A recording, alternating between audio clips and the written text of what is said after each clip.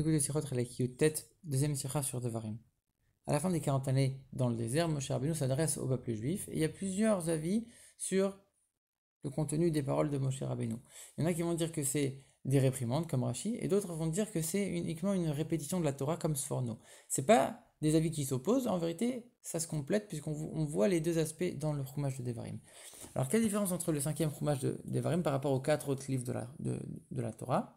On dit que Devarim, c'est Moshe qui l'a dit de lui-même, alors que les 4 autres, c'était uniquement une transmission de Dieu directement. Alors on sait que Moshe ne dit rien de lui-même, c'est uniquement une transmission de Dieu. Alors comment on peut dire ici que c'est Moshe qui a dit?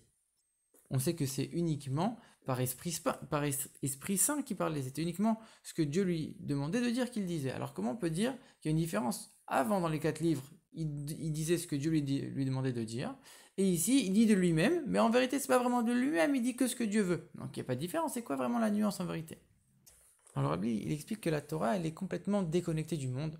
Elle a précédé le monde de 2000 ans, mais c'est pas uniquement une durée, c'est surtout une valeur, pour dire que la Torah elle est complètement déconnectée, elle n'a rien à voir avec le monde. Et donc, pour que la Torah soit enseignée dans le monde, on avait besoin d'un intermédiaire qui fasse le lien entre les deux. Et cet intermédiaire, il devait avoir un peu de l'un, un peu de l'autre, un peu de matériel, un peu de spirituel, un peu de divin, un peu d'humain. Et ça, c'était Moshe Rabbeinu. Il était à moitié homme, à moitié un peu Dieu. Il était entre les deux et il transmettait la Torah au sein du monde.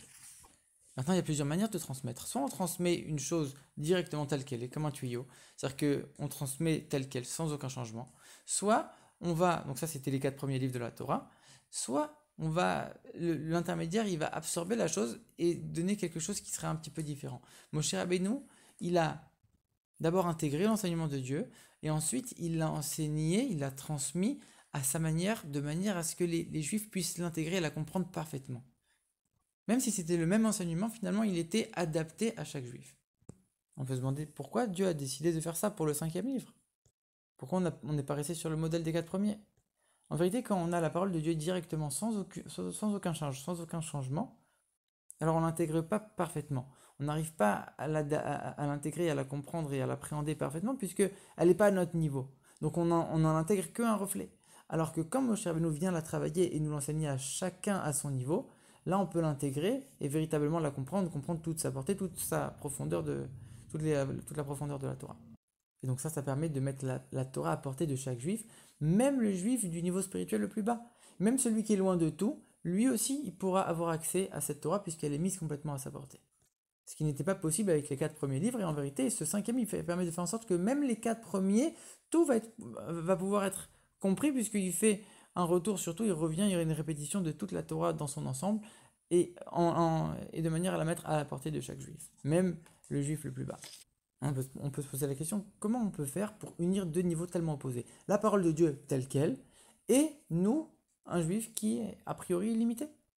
Comment les deux peuvent se maintenir l'un avec l'autre alors que ça n'a rien à voir? On a dit c'est complètement déconnecté du monde, mais dans le monde, comment ça marche?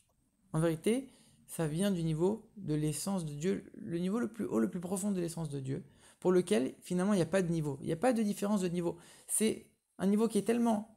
C'est une profondeur de Dieu qui est tellement déconnectée de toute la notion de niveau, de toute la notion de différence entre quoi que ce soit. Ça n'a rien à voir avec tout le reste, au point qu'il n'y a pas d'ordre, il n'y a pas de différence entre les niveaux. Et donc là, il peut y avoir une union entre 2 choses qui sont opposées. Et même si c'est vrai que dans les 4 premiers livres, il y avait déjà un niveau extraordinairement grand, comme on dit, c'était dit à la 3e personne, c'est-à-dire c'est ni Dieu ni Moshe qui parle, c'est un niveau encore plus haut, mais d'un autre côté, c'est encore inférieur au niveau du 5e livre de Devarim, qui est le niveau le plus profond de l'essence de Dieu. Et c'est justement ce niveau de profondeur qui permet d'unir les opposés, la parole de Dieu qui soit complètement intégrée même dans les choses matérielles les plus basses. Et ça rappelle un peu la tchouva. D'un côté, la tchouva, c'est une initiative personnelle qui vient de la personne elle-même. D'un autre côté, ça vient parce qu'il y a eu un réveil de Dieu, c'est pas venu tout seul. On sait que Dieu y fait tout. Donc d'un côté, c'est Dieu qui a fait, mais d'un autre côté, c'est lui qui a fait, c'est son effort. Et donc là, on voit l'union complètement des deux. Et c'est pour ça qu'on dit le livre de Devarim, c'est une répétition de la Torah, mais aussi des réprimandes dans le but de faire tchouva justement. De la même manière qu'avant d'entrer en Israël, ils ont eu besoin de ce livre de Devarim qui répète la Torah, de la même manière, nous, avant d'entrer en Israël avec la venue de Mashiach, on a besoin aussi de un peu le livre de Devarim qui met la Torah à notre portée, et ça c'est la chassidoute. que la chassidoute, et en particulier la chassidoute Rabat, ça permet de mettre la parole de Dieu, qui est directement la parole de Dieu, sans changement, elle-même directement, à notre portée, qui soit intégrée par nous matériels. Et cette union des deux opposés, elle est possible parce que la chassidoute, c'est l'essence, le niveau le plus profond de la Torah, qui permet cette union de deux opposés, comme on vient de le voir. Et c'est pour ça qu'il faut la diffuser jusqu'aux niveaux les plus extérieurs, les niveaux les plus bas, pour que même la parole de Dieu elle-même, l'essence de Dieu elle-même, la source de la chassidoute, elle soit complètement unie avec l'endroit le plus extérieur. Et ça amènera la venue de Mashiach.